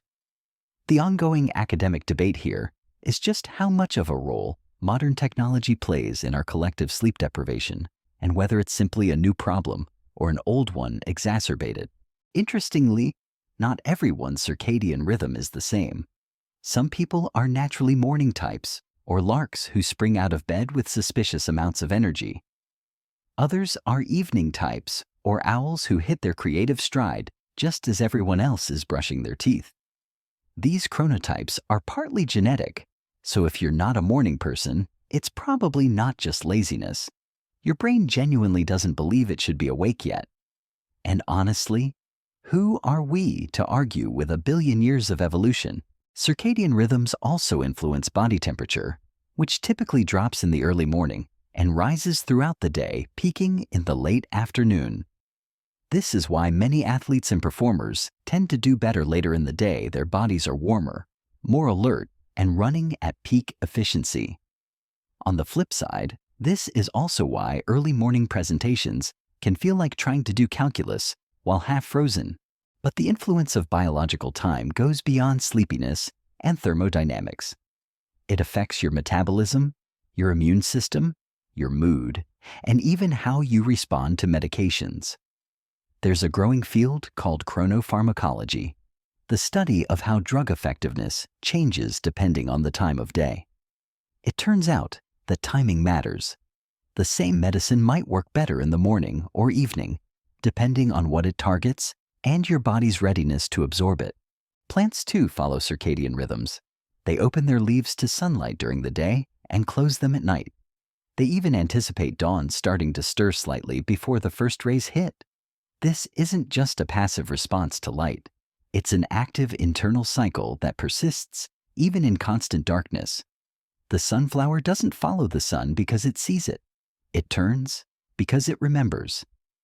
And in animals from birds to bees to rodents, circadian rhythms help regulate everything from migration to foraging to hibernation. Even fungi, those mysterious forest floor dwellers, have internal clocks that govern spore release and growth cycles. All of this paints a picture of life on Earth as deeply intertwined with time, not the abstract kind, measured by atomic clocks, but a biological time grounded in light and dark warmth and cold hunger and rest. A time that pulses through living things like a gentle drumbeat. A slightly funny historical fact is that early sailors would try to keep their marine chronometers in a fixed, isolated environment to prevent the rolling of the ship from throwing them off a very physical attempt to replicate the peaceful internal rhythm of a clock. So the next time you feel tired at 3 p.m. or unusually perky at night, it's not random, it's rhythm. Your body is dancing to an ancient invisible beat, one that kept our ancestors safe and well-rested, long before time zones, digital watches, or double-shot espressos. And while we may try to bend time to our will with alarms and schedules deep down, our cells are still following the sun slowly, quietly, faithfully. Have you ever noticed how time seems to play favorites? A holiday week flies by like a feather in the breeze, but the last 10 minutes of a Zoom call you didn't want to be on in the first place feels like you're trapped in a slow-cooking rice pudding of eternity. This isn't just poetic exaggeration. There is psychological time at work. That is the wonderfully warped way our minds perceive time's passage, which often has very little to do with clocks and calendars. If physics tries to describe time as it is, psychology tries to explain how it feels, and those two can be wildly different things. Let's start with perhaps the most basic distortion time flies when you're having fun. This cliché actually holds up to scientific scrutiny. When we're deeply engaged, laughing with friends, immersed in a hobby, or watching something genuinely riveting, we're not paying close attention to time itself. Our focus is absorbed in the moment, and our brain effectively stops counting the seconds. The result? Time appears to vanish. On the flip side, boredom stretches time like taffy. When nothing is engaging us, say you're waiting at the DMV, watching paint dry, or listening to someone explain crypto for the 15th time, your brain starts clock watching. And time, like a watched pot, refuses to boil. You become hyper-aware of each passing second, and every moment feels longer than it actually is. This is a quiet, frustrating testament to the power of our attention. There's also the peculiar phenomenon of retrospective versus prospective time. When you're in the moment, time might feel fast or slow depending on your engagement level. But when you look back on it, the effect can reverse. Let's say you spent a week hiking through unfamiliar terrain. During the week, the days might have flown by. But looking back, the trip feels long packed with vivid memories. That's because novel experiences create more mental bookmarks. Your brain stores more detail, and that gives the impression that more time has passed. Contrast that with a week where you did the same routine every day: wake, work, Netflix, sleep. It might have felt slow while you lived it, but in hindsight, it blurs together. Fewer bookmarks, fewer memorable moments, less perceived time. This is a subtle but profound concept that has long been a subject of academic debate, with some arguing it's a simple memory effect, while others see it as a deeper part of how we structure our life narrative. This is part of why time seems to speed up as we get older. When you're young, everything is new. Your brain is constantly learning, recording, and marking the moments. Your first bike ride, first heartbreak, first awkward haircut, all logged in crisp detail. As we age, we settle into routines. Fewer surprises, fewer memory markers. Days blend into each other, and suddenly decades seem to have passed in a blink. It's not that time is going faster. It's that our brains are logging it less actively. We're building mental highways instead of wandering new trails. The historical truth is that the very concept of adolescence or childhood as a distinct extended period of life is a relatively modern invention, which gives us a more defined and therefore longer feeling past. There's also the curious effect of emotional intensity on time. When we're scared or anxious, time often feels like it slows down. This isn't just dramatic storytelling. It's been tested in labs. People who experience sudden shocks like bungee jumps or simulated free falls report a feeling of stretched out moments. One theory is that the brain under stress goes into overdrive, capturing more detail. Later, when we recall it, the dense memory gives the illusion of slow motion. But interestingly, time doesn't actually slow down in the moment. In experiments, people don't perform better during the event itself. They just remember it as longer afterward. So while your memory says, "That was the longest roller coaster drop of my life," your stopwatch says, "Actually, it was 3.2 seconds. Still impressive, but not Matrix level." Then there's attention, perhaps the most potent shaper of psychological time. When we pay close attention to time, like waiting for cookies to bake, we experience every tick of the clock. But when our attention is elsewhere, absorbed in music, reading or conversation time recedes into the background. This ties closely to mindfulness and meditation practices, which deliberately shift attention away from time. When we focus on the present moment, a breath, a sound, a sensation, time seems to dissolve. It's not that we enter a trance or lose touch with reality. It's that we stop measuring time and simply exist within it. For many, this feels profoundly freeing. You're no longer chasing the next hour. You're living fully in this one.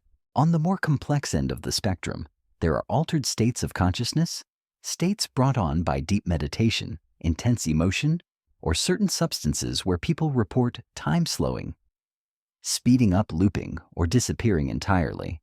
Some even describe timelessness, not a distortion of time, but the absence of it, as if for a brief moment they stepped outside the river and looked at it from the bank. Neurologically, these experiences may involve changes in activity in the default mode network of the brain, a set of interconnected regions involved in self-referential thought memory and time processing. When this network quiets down, our normal sense of identity and time can dissolve, which might explain why our most timeless moments of flow or stillness often feel the most meaningful. The ongoing academic debate here is whether these experiences are just perceptual tricks, or if they offer a genuine glimpse into a deeper, timeless layer of reality. Children, too, have their own unique relationship with time. For very young kids, time is fluid, imprecise, and mostly irrelevant. Ask a 5-year-old how long 5 minutes is, and you'll likely get an answer that involves forever or until I finish this snack. Only as they grow and are introduced to clock schedules and the dreaded phrase, just a few more minutes, do they begin to align with adult time. Some might argue that's the true loss of innocence. A simple, charming historical fact is that before the widespread use of clocks, most children's games and daily rhythms were governed by the sun, not a number, giving their childhood a more organic feel. And finally, there's anticipation, our brain's built-in time machine. Looking forward to something makes time slow down. Is it Friday yet? While dreading something can do the same. We imagine future events in detail, rehearse conversations, and worry over outcomes, all using the same neural machinery we use to recall the past. Time in this sense becomes elastic, stretched by hope and fear alike. So is psychological time reliable? Not really. Is it logical? Often no. But is it deeply human? Absolutely. We may live in a universe of ticking atoms and rotating planets, but the time we actually experience, the time that colors our lives, is woven from memories, emotions, attention, and imagination. It's time felt, not measured, and maybe that's why it feels so personal. So strange and so beautifully inconsistent. It's a reminder that no matter how much we try to nail time down, it will always be our own quiet internal mystery. We have explored the psychological, the historical, and the mechanical layers of time. Now let's widen our gaze and contemplate time on the grandest scales imaginable. Settle deeper into your thoughts, and let's put our own fleeting moments into peaceful perspective by looking at the quiet, gentle rhythms of the cosmos. Imagine time not as a river flowing in a stream, but as a vast ancient ocean. This is the ocean in which galaxies are born, stars ignite and then fade, and planets form from swirling dust. The time we measure in minutes and seconds is a tiny droplet in this cosmic sea. The universe itself has a timeline, a story that began around 13.8 billion years ago. This is a scale that almost defies human comprehension. A single human lifetime is a mere fraction of a blink in the eye of cosmic time. And yet understanding this scale can be a source of profound calm. The story of the universe began with the Big Bang. For a moment, let's step into that primordial state, a point of infinite density and heat. Then, in an instant, everything began to expand. This is the cosmological arrow of time that we touched on before. The universe is not static. It is constantly stretching and cooling. Galaxies are moving away from each other's space, is expanding, and the cosmic background radiation, the faint afterglow of the Big Bang, is becoming colder and colder. The universe has a direction, a quiet, inexorable march towards a state of ever-increasing size and decreasing temperature. This expansion gives a grand cosmic sense of direction to time itself. Think about the life cycle of a star. Our own sun is about 4.6 billion years old, roughly halfway through its life. It was born from a cloud of dust and gas, spent billions of years burning hydrogen, and will eventually run out of fuel. It will then expand into a red giant, swallowing the inner planets, and eventually collapse into a white dwarf. This entire process unfolds over billions of years. For a star, a human lifetime is less than a single flicker. And yet, we are made of the very stardust that was forged in the hearts of these cosmic giants. The atoms in your body, the carbon, the oxygen, the iron were all created in ancient, long-dead stars. We are in a very real sense a part of their grand cosmic life cycle. The historical truth is that the idea of a universe with a beginning was highly controversial and was only widely accepted in the 20th century. The concept of cosmic time also brings us to the ultimate fate of the universe. Current theories suggest a few possibilities, but the most widely accepted one is the heat death of the universe.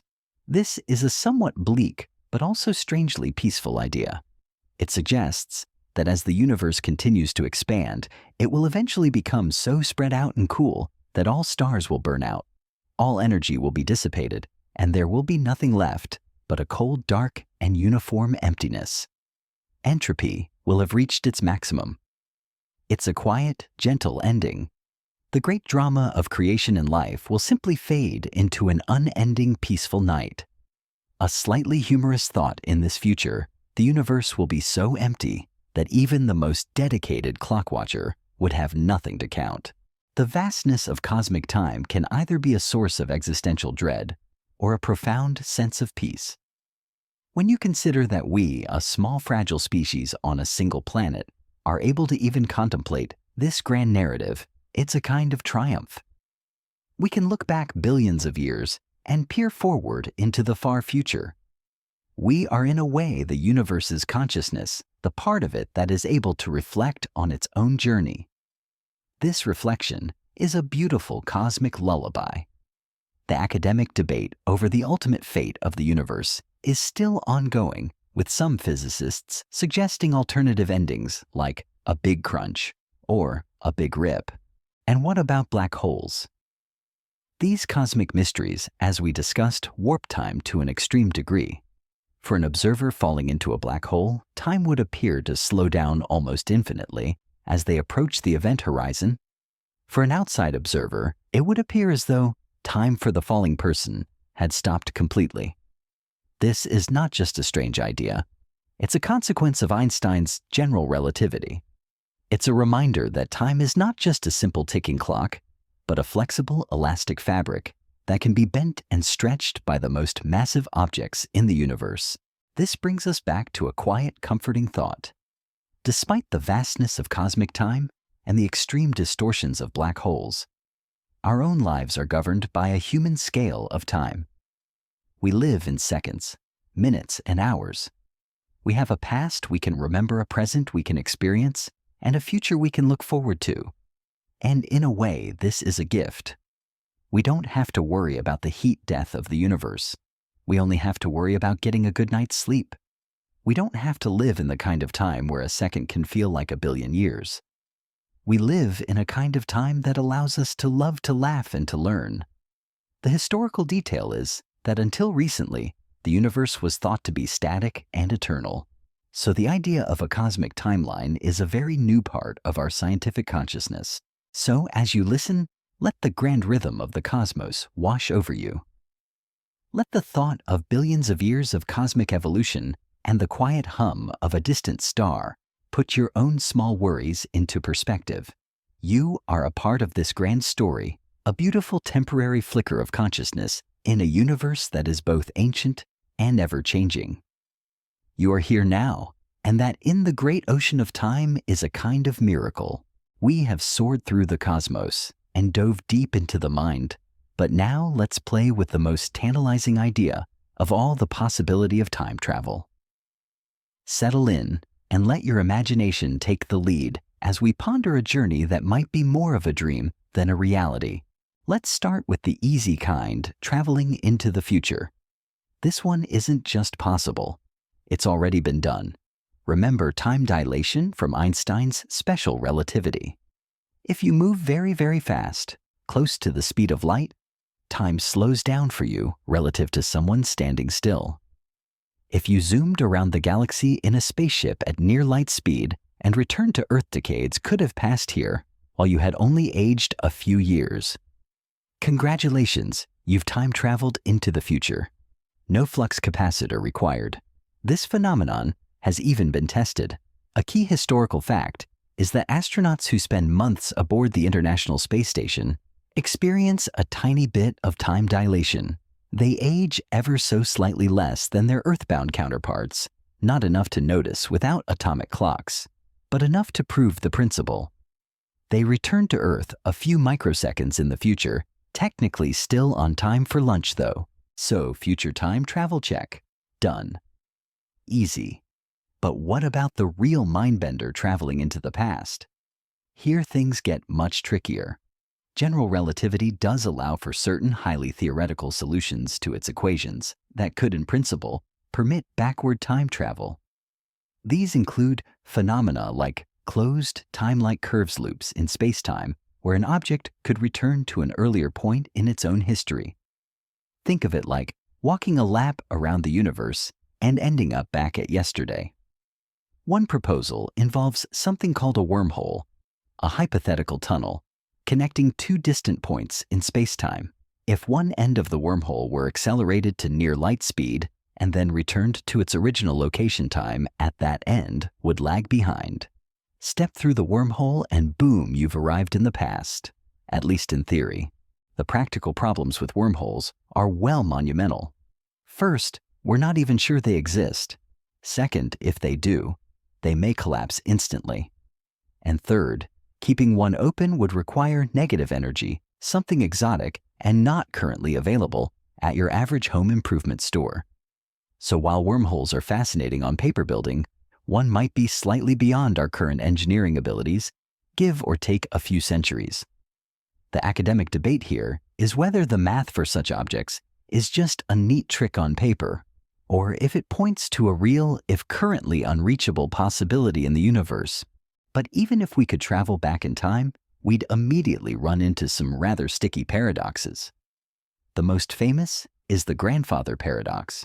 You go back in time accidentally, or perhaps carelessly prevent your grandfather from meeting your grandmother, and thus prevent your own birth.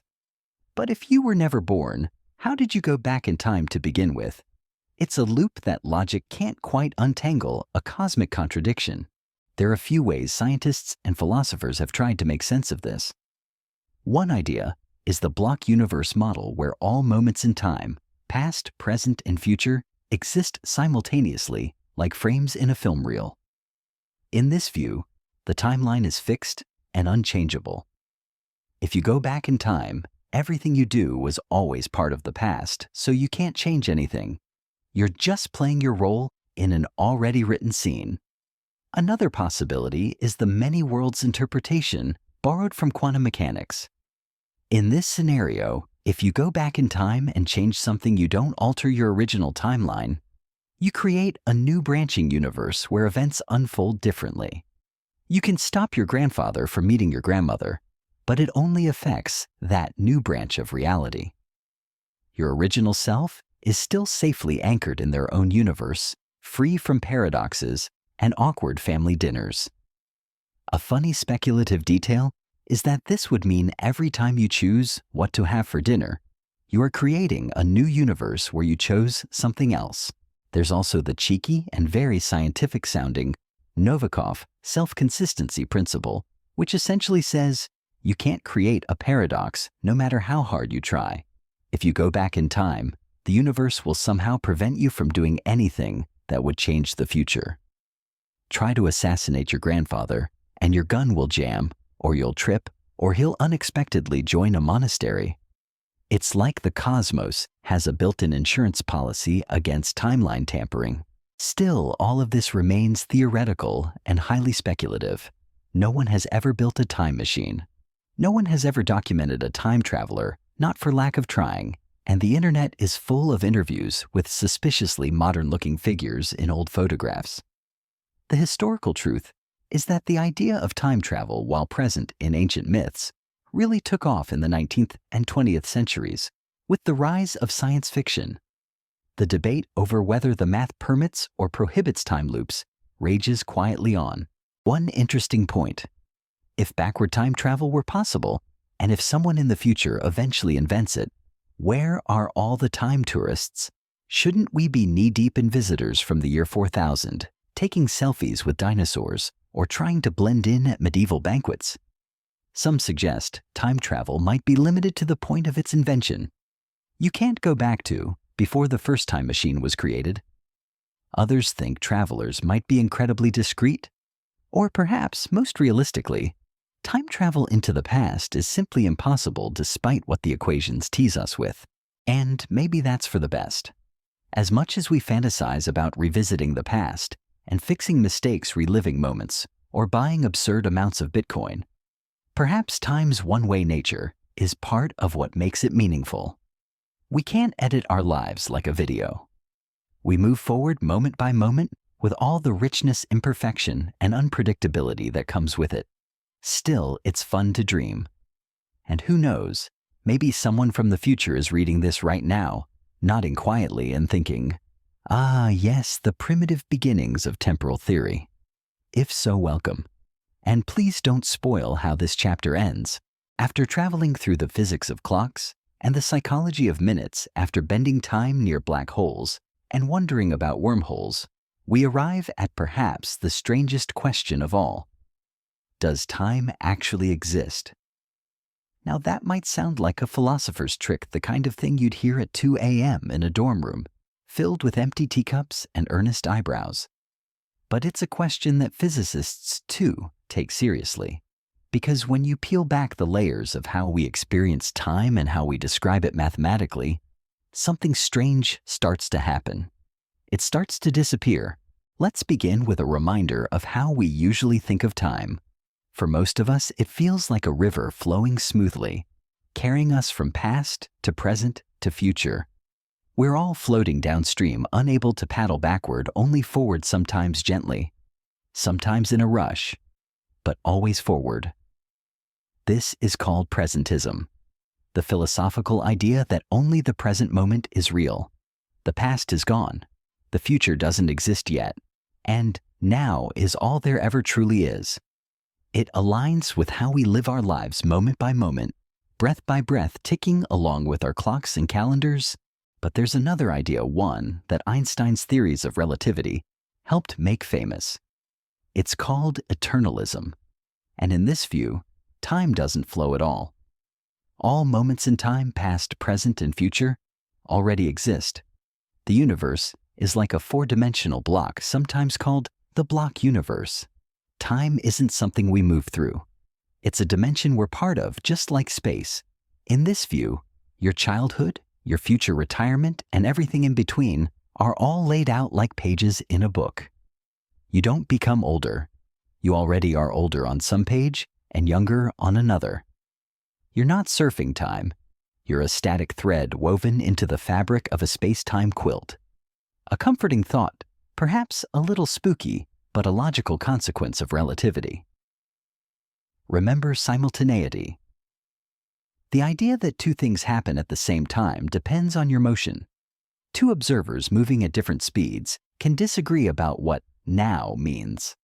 That suggests there's no universal present moment, no cosmic stopwatch ticking for everyone, which makes the whole idea of a moving present a bit wobbly.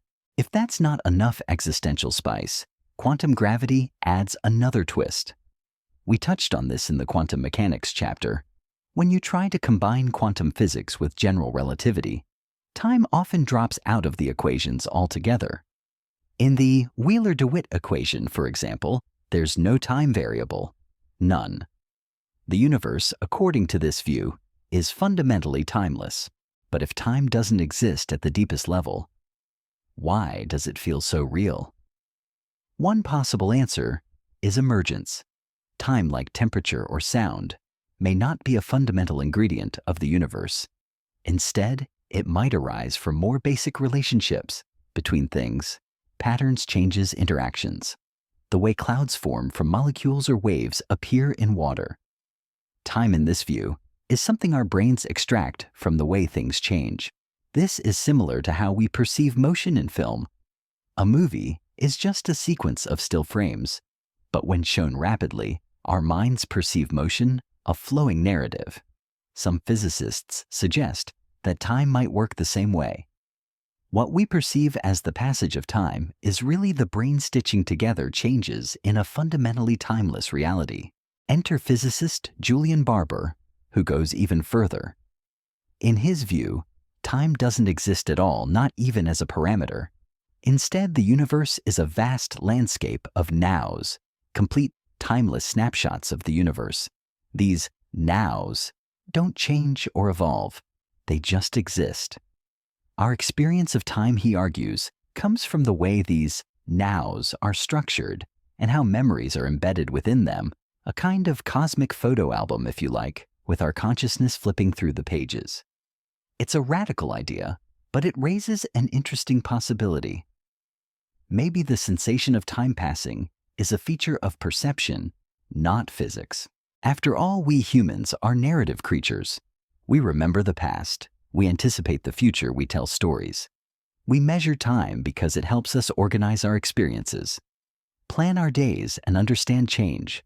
Time is useful, perhaps essential for sentient beings navigating a changing world. But that doesn't mean it's real in the way a rock is real, or a star, or a slice of cake, which also mysteriously disappears with the passage of time. Still, not everyone agrees that time is an illusion. Many physicists argue that even if time emerges from more fundamental processes, it still has real effects. Clocks tick, planets orbit, radiation decays. If we build a machine that consistently measures change, and that machine agrees with all the other machines, doesn't that make time real enough? Maybe that's the best answer. Time is real in the same way stories are real. Not because you can hold it or isolate it in a test tube, but because it structures the way things happen. It's the script that allows events to make sense, even if the script itself is printed on quantum paper that's written in a language we don't yet fully understand. A funny historical detail is that the phrase time travel was first coined by H.G. Wells in his 1895 novel, The Time Machine, showing how our modern concept of time is deeply tied to our imagination. The academic debate over whether time is fundamental or emergent is one of the most exciting and unsettled areas of modern physics, with no clear winner in sight. So does time exist? Well, perhaps not in the way we think it does. It might not be a flowing thing, or a ticking clock behind the scenes, but it exists in our experience, our biology, our culture, and our equations. It exists in how we live and how we remember. It exists in every heartbeat and every bedtime story. And maybe that's enough because, whether time is fundamental or emergent, real or imagined, it gives shape to our lives. It reminds us that everything changes, that moments are precious, and that somewhere in the fabric of the universe, you are quite timeless here. And so, dear listener, we arrive at the end of our little voyage, or perhaps just another moment in the vast, looping sea of them. We've wandered through ancient sundials and atomic clocks, ridden Einstein's warping waves of space-time, puzzled over paradoxes, and stared down the question of whether time exists at all. Along the way, we've seen that time is not just one thing, but many a rhythm felt in the body, a trick played by memory, a wrinkle in gravity, and a story told by change. And now here you are, a little farther along your own timeline than when we began. But was it seconds, minutes, an hour? Or did the flow of words stretch and shrink like it so often does when the mind begins to soften into sleep? Perhaps you were lulled by the slow, gentle narrative your mind slipping into, that peaceful, timeless state we call a flow state, where the clock ceases to matter and only the moment exists. Or perhaps the quiet mysteries we explored were enough to calm your thoughts and allow you to drift gently into slumber. The historical fact is that our ancestors, without the harsh glow of screens, relied on storytelling to calm their minds and prepare for rest, a ritual that is as old as humanity itself. So let me ask you once more gently, as I did at the start, where are you listening from tonight, and what time is it right now in your little corner of the world? Funny, isn't it? After all this talk about time, being relative, flexible, and possibly even imaginary, we still anchor ourselves to it, a glowing number on a screen, the hush of late evening, the feeling of winding down, breath by breath. It is a fundamental and perhaps beautiful paradox of our existence.